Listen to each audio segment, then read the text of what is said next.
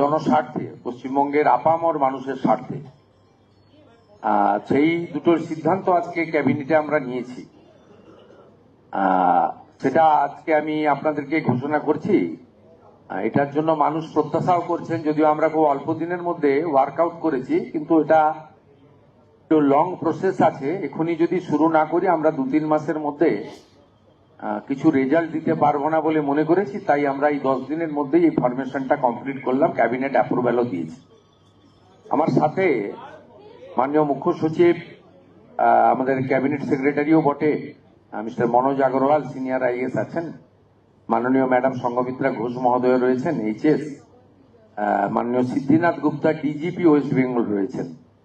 এদিকে ম্যাডাম আমাদের আইপিএস, অত্যন্ত পপুলার আইপিএস দময়ন্তী সেন মহোদয়া রয়েছেন, mister senior IPS mister ADG র্যাঙ্কের মিস্টার জয়রামন সাহেব রয়েছেন। আমরা দুটো কমিট করেছিলাম ডিউরিং ইলেকশন। সেটা একটা হচ্ছে ইনস্টিটিউশনাল করাপশনের ক্ষেত্রে রিটায়ার্ড হাইকোর্ট অথবা সুপ্রিম কোর্টের জাজেসদের দিয়ে কমিটি হবে, এবং কেন্দ্রীয় এবং রাজ্য সরকারের সামাজিক প্রকল্প, কেন্দ্রীয় এবং রাজ্য সরকারের অর্থে যে সমস্ত কনস্ট্রাকশন হয়েছে, ওর কেন্দ্রীয় রাজ্য সরকারের নানা রকম পরিষেবা দেওয়ার ক্ষেত্রে যে সমস্ত দুর্নীতি হয়েছে, কাটমানি নেওয়া হয়েছে, এক্সচেঞ্জ অফ ব্রাইব হয়েছে, এবং miss appropriation of the government fund হয়েছে, সাধারণ মানুষ চিটেড হয়েছে, তার সঙ্গে সরকারি আধিকারিক, পঞ্চায়েত কাউন্সিলর, ব্রোকার্স অনেকেই যুক্ত ছিলেন। এই বিষয়ে আমাদের একটি ইনস্টিটিউশনাল করাপশনের কমিশন তৈরি করার কথা ছিল। আমাদের রিটায়ার্ড জাস্টিস মাননীয় বিশ্বজিৎ বসুর নেতৃত্বে আমরা এই কমিটি আজকে তৈরি করলাম। 1 জুন থেকে এই কমিটি ফাংশন শুরু করবে। এর মেম্বার সেক্রেটারি করা হলো আমাদের সিনিয়র আইপিএস এডিজি র্যাঙ্কের মিস্টার জয়রামন সাহেব, তিনি হলেন মেম্বার সেক্রেটারি। অর্থাৎ রিটায়ার্ড জাজ হাইকোর্ট বিশ্বজিৎ বসু চেয়ারপারসন এবং মেম্বার সেক্রেটারি হলেন জয়রামন সাহেব। এনারা 1 জুন থেকে কাজ শুরু করবেন। গভর্নমেন্টের পক্ষ থেকে চিফ সেক্রেটারি এবং হোম সেক্রেটারি তাদের সমস্ত logistic support, infrastructural support, man power এবং যে যে ডকুমেন্ট তারা চাইবেন ডিজিপি সহ পুরো সরকার সেই তথ্য তাদেরকে দ্রুততার সঙ্গে দেবে। আমি আশা করব এই কমিটি তার ফাংশনিং শুরু করার 30 দিনের মধ্যেই রেকমেন্ডেশন গুলো দিতে শুরু করবে, এবং আমরা সেই ভিত্তিতে পুলিশের পক্ষ থেকে এফআইআর লজ হবে, এবং বিএনএস এর অন্তর্গত যে সেকশন আছে সেটা দিয়ে আমরা অ্যাকশনও নেব, এবং গভর্নমেন্টের ফান্ড এক্সচেকার থেকে যা দুর্নীতি হয়েছে রিকভারিও করার চেষ্টা করব উইদিন আওয়ার প্রেজেন্ট অ্যাক্ট, মানে বিএনএস এর অন্তর্গত।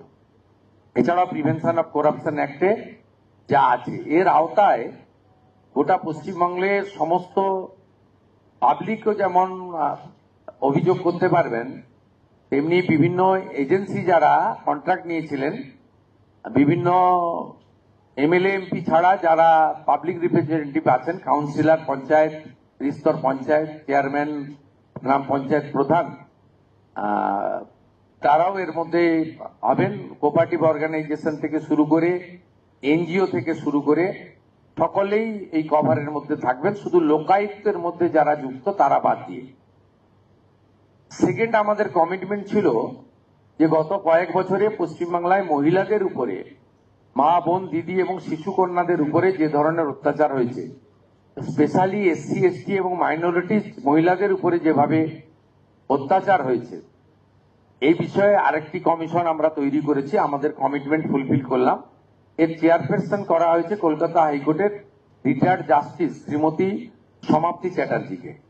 তিনি চেয়ারপারসন হয়েছেন মহিলা নির্যাতন সংক্রান্ত বিষয়গুলি দেখার জন্য কমিশনের।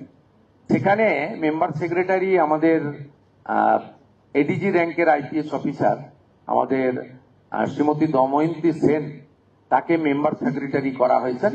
মূলত মেম্বার সেক্রেটারিরা আমাদের গভর্নমেন্টের পক্ষে সমস্ত কোঅপারেশন করবেন এবং নেতৃত্ব দেবেন, এবং তারা পুরো অফিস চালু করে দিলে ডেডিকেটেড পোর্টাল কমপ্লেন দেওয়ার জন্য এবং আমাদের হোয়াটসঅ্যাপ নাম্বার মেল সবগুলো দেবেন এবং পুরনো পেন্ডিং জিডি বা এফআইআর যেগুলো পড়ে আছে সেগুলো কালেক্ট করবেন এবং NHRC, SC commission, ST commission, OBC commission, minorities commission, শিশু ও নারী অধিকার কমিশন, রাজ্য এবং কেন্দ্রের যত রেকমেন্ডেশন এখনো অব্দি পড়ে রয়েছে সেগুলো ওনারা প্রাথমিকভাবে নিয়ে নেবেন এবং এই দুজন মেম্বার সেক্রেটারি চেয়ারপারসনের পারমিশন নিয়ে তারা বিভিন্ন থানা এবং জেলাতে স্পট ভিজিটও করবেন এবং স্টেটমেন্ট রেকর্ডও করবেন। সবাইকে কলকাতা আসারও দরকার হবে না এবং জনশুনানির মতো আয়োজনও বিভিন্ন থানা স্তরে তারা করবেন এবং এর পুরো বিষয়টা তারা বিস্তারিত আকারে অফিস পেয়ে গেলে চেয়ারপারসনের সঙ্গে কনসাল্ট করে আপনাদের মাধ্যমে জনগণকে জানিয়ে দেবেন এবং এইটা একেবারে ওয়ার্ল্ড লেভেল, ভিলেজ লেভেল পর্যন্ত মানুষ জানতে পারবেন, তারা তাদের অভিযোগ নথিভুক্ত করবেন। এক্ষেত্রে কেবলমাত্র সুপ্রিম কোর্ট, হাইকোর্ট এবং সেন্ট্রাল ইনভেস্টিগেটিং এজেন্সির যে তদন্তগুলি চলছে সেই মামলাগুলির ক্ষেত্রে নির্দিষ্ট কয়েকটি মামলাগুলি ছাড়া বা সেই সংক্রান্ত ব্যক্তিগুলি ছাড়া অন্য মামলাগুলি প্রত্যেকটাই তারা দেখবেন। প্রয়োজন হলে ফাইনাল রিপোর্ট দিয়ে দেওয়া এফআইআর গুলোকে, চার্জশিটগুলোকে নতুন রিওপেন করা, নতুন এফআইআর নেওয়া এবং চার্জশিটে সাপ্লিমেন্টারি চার্জশিট দেওয়া এবং দৃষ্টান্তমূলক শাস্তি কনভিকশনের ব্যবস্থা করা, সেটা মাননীয় দময়ন্তী সেন মহোদয়া, member secretary of this commission, under the guidance এবং under the recommendation of the chairperson retired justice Samapti Chatterjee, তার গাইডেন্সে করবেন। আমরা অনারেবল দুজন এক্স জাস্টিসের কনসেন্ট মাননীয় সিএস সংগ্রহ করেছেন, লিখিতভাবে তারা কনসেন্ট দিয়েছেন, দে আর এগ্রিড। আর আমার সাথেই দুজন মেম্বার সেক্রেটারি আইপিএস এখানে বসে আছেন। আমরা ক্যাবিনেটও অনুমতি নিয়ে এটা এই আগামী কয়েকদিন তাদের ইনফ্রাস্ট্রাকচার বা অন্যান্য support, man power, logistic ready করবেন। 1 জুন থেকে তারা কাজ শুরু করবে।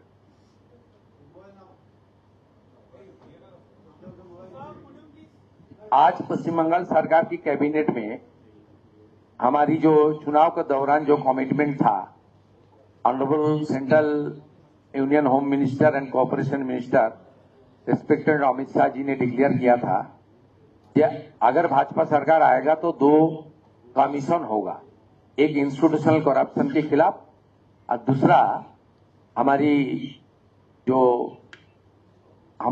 गर्ल चाइल्ड से लेकर हमारी वोमेन के ऊपर जो अत्याचार हुआ है उसके खिलाफ। आज कैबिनेट ने मंजूरी दे दिया और 2 रिटायर्ड कलकत्ता हाईकोर्ट के जज भी कॉन्सेंट दे दिया। एक कमीशन का चेयरमैन और जो इंस्टीट्यूशनल करप्शन है उसका चेयरमैन होगा ex justice respected Biswajit Basu, member secretary हमारे एडीजी रैंक का सीनियर आईपीएस ऑफिसर, काम का आदमी जयरामन साहब, और दूसरा एट्रोसिटी अगेंस्ट वोमेन, उनका chairperson retired justice respected honourable Samapti Chatterjee, और उनका मेंबर सेक्रेटरी हमारे एडीजी रैंक का आईपीएस ऑफिसर, बंगाल में बहुत popular IPS officer Damayanti Sen ji. ये काम 1 जून से चालू करेगा और हम लोग उम्मीद कर रहा है 1-1.5 महीने के अंदर कुछ रिकमेंडेशन भी आ जाएगा और जनता ने कार्रवाई देखने चाहता है। करप्शन के खिलाफ जो सेंट्रल स्टेट गवर्नमेंट का बेनिफिट के ऊपर करप्शन हुआ, आमफान की रुपया के ऊपर करप्शन हुआ, मिड डे मील में करप्शन हुआ, आवास योजना के करप्शन हुआ, पीएचई में करप्शन हुआ, आपका जिला परिषद पंचायत में मनरेगा में करप्शन हुआ, सबके खिलाफ कुछ कार्रवाई हो। और हमारी माता, बहन, दीदी, बेटी ने उम्मीद का साथ इस सरकार को लाया कि बंगाल में जिस तरीके से संदेशखाली, आरजीकर से लेकर हंसखाली, मोइनागुड़ी से लेकर कामदुनी पार्कस्ट्रीट से लेकर कस्बा लॉ कॉलेज से लेकर दुर्गापुर आईटी सिटी तक, रामपुरहाट के में एसटी गर्ल चाइल्ड के ऊपर जो अत्याचार हुआ, बख्तुई में मुस्लिम माइनॉरिटीज महिला को जिस तरीके से आग से जलाया, ये सब के खिलाफ। और 2021 में पोस्ट पोल वायलेंस के बाद जिस तरीके से महिला के ऊपर अत्याचार हुआ, molestation, rape, attempt to rape, वो सबके खिलाफ कुछ कार्रवाई हो, इसलिए एक कमीशन हुआ। समाप्ति चटर्जी चेयरपर्सन रिस्पेक्टेड और दमयंती सिंह जी मेंबर सेक्रेटरी। कार्रवाई हम लोग चालू कर देगा तुरंत। यही हमारी आज का कैबिनेट का डिसीजन हुआ। ये लोग हमारी मेरा साथ है और हमारी जो सरकार की जो chief secretary, home secretary, DGP साहब है, ये काम हम लोग चालू कर रहा है। तब मीडिया के द्वारा पूरा बंगाल की जनता को मैं बताऊंगा, फुल कोऑपरेशन कीजिए। जो जानकारी है, जो डॉक्यूमेंट्स है, एविडेंस है, ये कमीशन को आप भेजिए और आपका जो उम्मीद है वो पूरा करने का काम इस सरकार करेगा।